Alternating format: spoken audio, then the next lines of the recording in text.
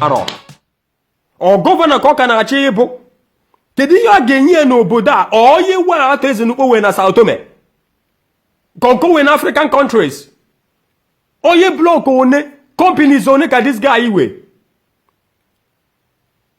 kedu ihe aka kedu kọntaktị gị ihe n'onwe ha ofu onye ndị Igbo ji eme ọnụ n'ala Igbo atọ Ezenukpo ọma nkwulu ọtọ kwuo maka Maazị Nnamdi Kanu mpaka kwuo ya si mechie ya ọnụ ndị ụka si ya mechie ọnụ ya nwaanyị oge ji kwuo okwu ya ebutekwanụ ha ọgbaghara na ha like ka a si nọrọ because of na a na-apụta sinetọ nke a ya na ya dị na mma House of Rep member ya na ya dị na mma gọvanọ nke a ya na ya dị na mma maka envelope maka ịsọpọtụ project maka ọlụ ụka biko kpọkwa Mbaka wọnụ kwa Mbaka ya ekwe n'okwu ọzọ ya chọrọkwa ịnụ onu ya ọzọ we want him to keep silent ihe a na-emebi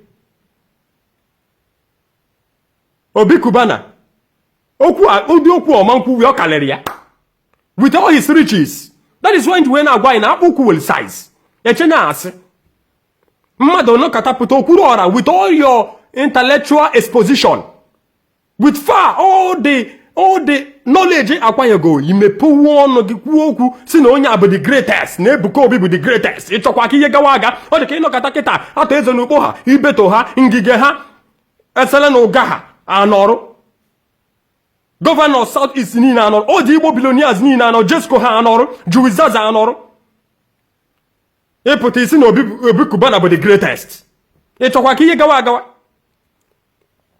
ịchọkwara ka ihe gawa agawa ịchọkwa ka ọ dị mma n'ala Igbo give honor to whom honor is due ọ bụ na ewee ga-eyi gị na ego lie ama ndị Igbo asị ndị na-ema eri aka azụ ribe na aka azụ abịa na police most especially to ndị Igbo ka na-anya go and check it abịa na military today ọ ndị Igbo ka na-anya electoral chances ndị Igbo weta na aviation abịa na Air Force ndị Igbo ka na-anya abịa na immigration ndị Igbo ka na-anya abịa na Boy Scout Native Corps ndị Igbo ka na-anya civil defense ndị Igbo ka na-anya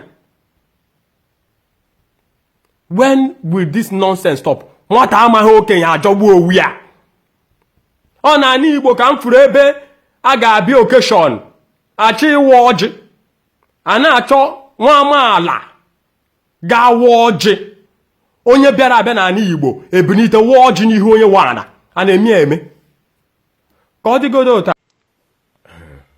ebini na-ebe n'ude okwu m mbụ okwu m ebụa Chika Ọkpara kwu n'egwu ya wee sị na obi anyị bụ kọmputa ike ị na-eme mma ịma ị na-eme njọ ịma nke m bụ which way ndị Igbo nke abụọ ọzọkwa which way Nigeria because religion has so much dealt with us ndị nke a sị na nke ha ka mma ndị nke a sị na nke ha ka mma ndị nke a sị na chi ha ka mma ndị nke a sị na ụzọ nke ha so ka mma and the worst part of it bụ na ewere ebe ihe a kacha eme na-abụghị na Christian body jealousy, enviness, wickedness, nonchalant attitude onye jiri nke o ji si ebe o si tekata nke o tekata ọ bịa n'ime Christianity bịa were ya na-emetọ Christianity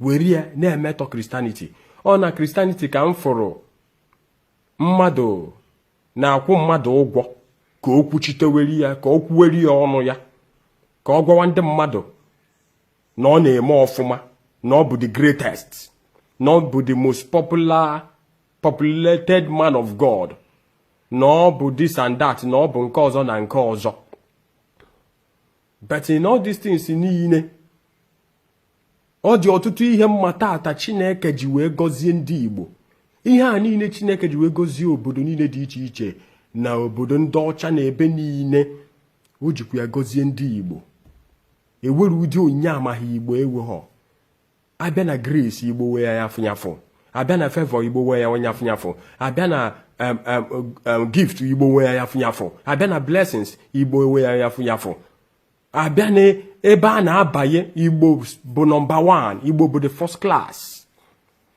ịma na mbọsị few days ago ka a na-ata Okwuluora nwanne anyị nwoke ụta maka okwu ada okwu ọda ma ọ bụrụ na ọ ga-ekweta na ọ dara ada okwu mere nji wee sị gị nọ na Christianity ka a na-afụ onye buru tekete nke o tekete n'iro were ya bịa n'ime Christianity bịa tesaa ya n'ime ebe ahụ o polutu ha n'ebe ahụ ọ dawa ha na-afịọ akpụwa asị gị ọkwa Christianity na Christianity bụ scam this and that the other one but I want to clarify an issue and ma sị which way ndị Igbo nke a bọskwa which way Nigeria ekwukwe m ọzọ which way ndị Igbo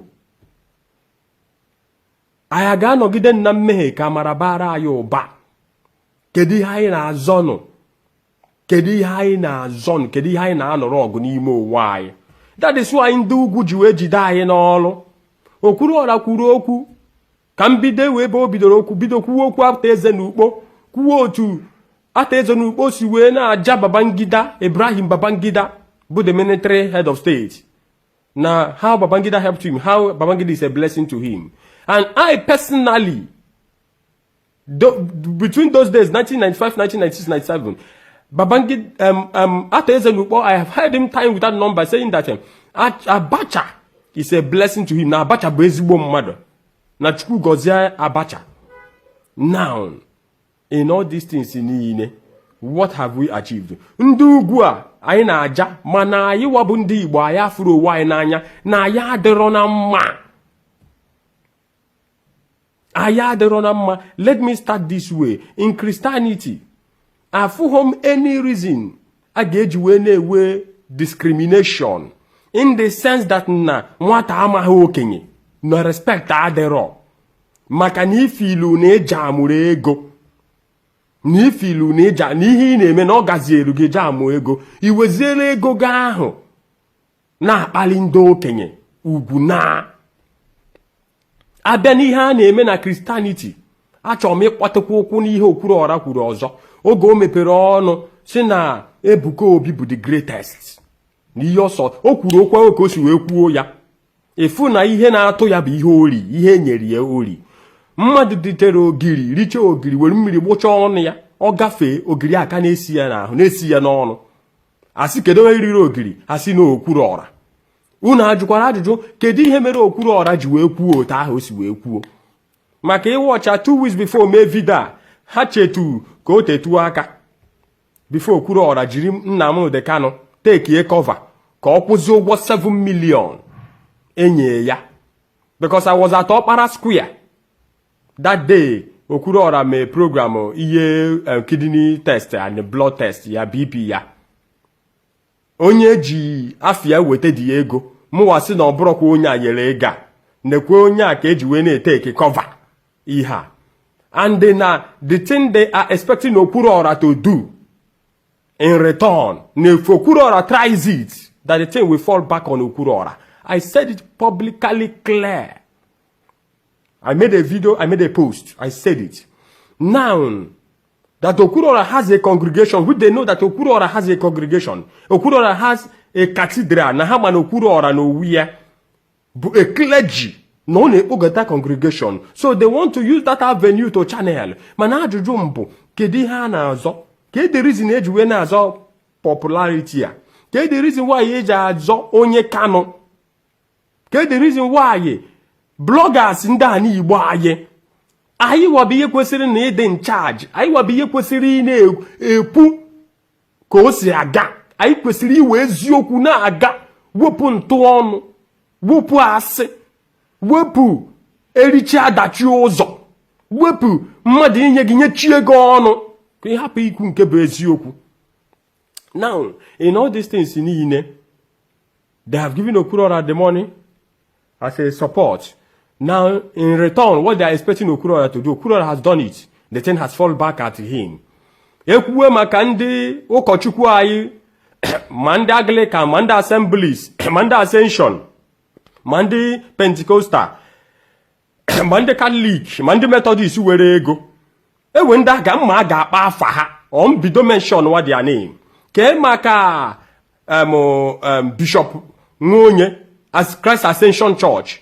So na Enugu ma how many branches Christ Ascension Church we na Enugu talk less of Anambra, Imo, Abia, Ebonyi, Abuja, Lagos, Kaduna, Sokoto, Katsina, ewere ebe ndị a na all the 36 states of Nigeria ndị a enweghị branch or Assemblies of God or Chido Okorafo or Assemblies of God. But when you are talking about wealth, you cannot mention without mentioning the name of Reverend Chido Okorafo. Pastor Paul Emeka, Assemblies of God. Come to Grace of God Mission, Bishop Paul Nwachukwu. Should I start mentioning them? Budi Igbo clergy billionaires. Bishop Michael Okonkwo. Should I start mentioning them but few? Now, in all these things in ne na anya ki ihe si aga. When Christianity has been defined, emebigia. Mgbe emebiri ya bụ mgbe ndị wayo bata n'ime ya. Nda mkpọrọ afa keta. But the days of riches of Christ, oh. The days of Daddy Hezekiah, how? When you're talking about wealth, you talk about Daddy Hezekiah.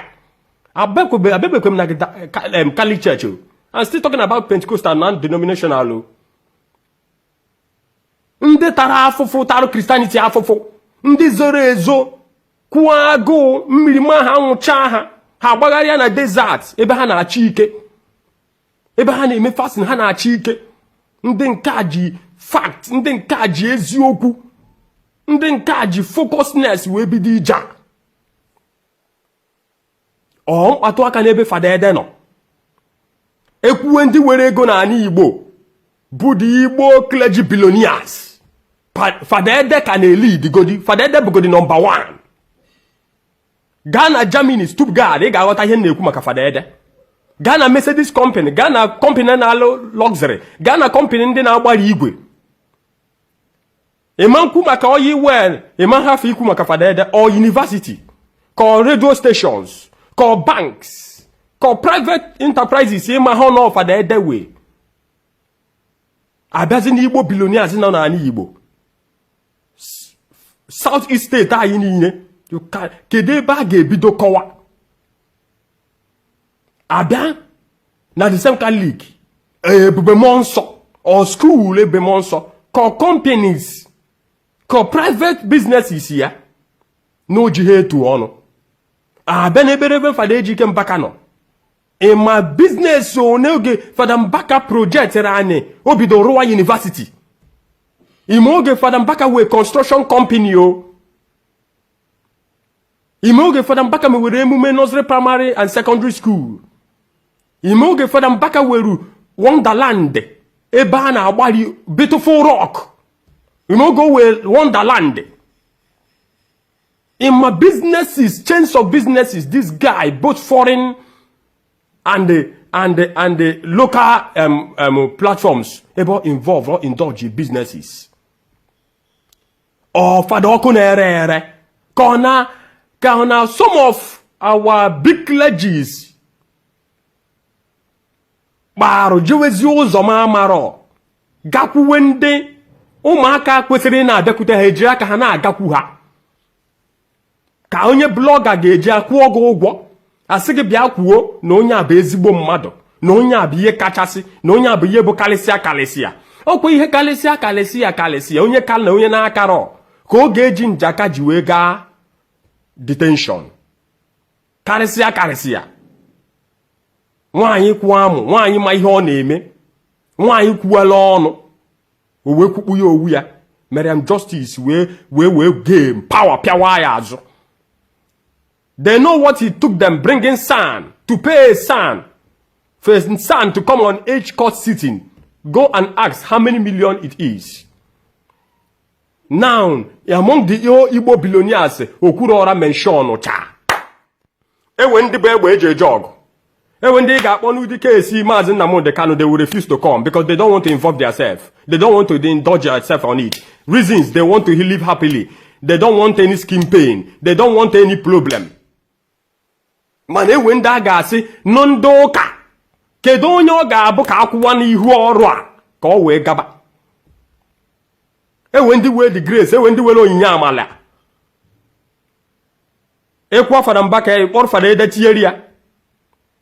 If you call a gaga, if you know these Igbo billionaires today, ne woko ha wokocha hanchanine, e popa yosungige, ịkpata eze na ukpo, ịkpọ Juijaza, ịkpọ Jesco, or Igbo politicians bụ billionaires, or Esele na Oga ka ị ga-akpọ, ka Andy Oba, ka Peter Obi, ka onye ị ga-akpọ ka past immediate governor nke Soludo n'ọchị, ka Soludo ka ị ga-akpọ, ka Sullivan Chime, ka Chimaroke, ka Benwul n'Isuawa. Kedu ndị ahụ ị ga-akpọ ka Ọfọchukwu Egbo, ka Senator Gil Nnaji, ka Senator Kevin Chukwu?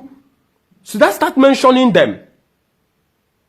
Ọ na-akpụ ugo Nkanu West, ọnwa ka ibie ka Nnọli Nnaji, ewe ndị nọ na-akpụ ugo bụ billionaires makpu amakpu afọ na arụ n'ego, mana ịma nnu onu ha, mana ihe a na-achọ bụ egbe eje. Ndị a niile na-emenshọn n'afọ ha kịta bụ ndị ọ ga-abịa ịkpọfụta kịta asị gị na-ewe onye. All these Igbo politicians, ijekwuru ha kịta akwụta okwu Maazị Nnamdi Kanu, ha ama mkpekwu okwu dị ụtọ gịnị, ha ga-asị gị ka Tinubu win godi the second time, the second tenor. Na Tinubu win is the second tenor. Mana ndị Igbo mara ihe ha kwesịrị iji jide Tinubu n'ọrụ, na ọ bụrụ na ha chọrọ ka South East tụọrọ ha vote, ha rapụrụ ha Maazị Nnamdi Kanu. And it cannot be possible without Reverend Fada Ejike Mbaka. Gakwa dee ya ede. Enye gị ego, iri ego, ị na-anata ego ị na-eri, ị na-agwakwa onye na-ege ego, n'ihe ama hapụkwa gị ikwu eziokwu.